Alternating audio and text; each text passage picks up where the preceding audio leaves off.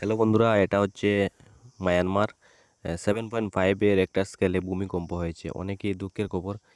Big breaking news বন্ধুরা, দেখুন কীরকম একটা এত বড় বিল্ডিং ভেঙে পড়ে গেল আমাদের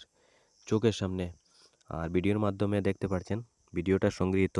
ফেসবুক থেকে। আপনারা দেখুন দৃশ্যটা।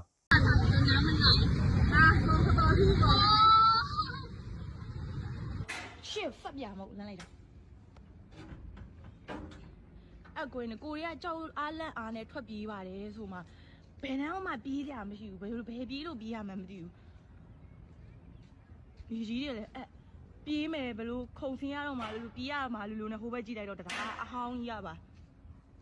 ပြိုကြတရားအစ်စ်ကတော့ဘာမှမဖြစ်တော့ဘူး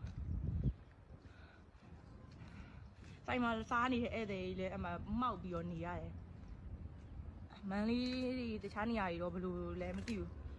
တရားကြီးကတော့ကျိုးသွားတယ်ဆိုင်မှာ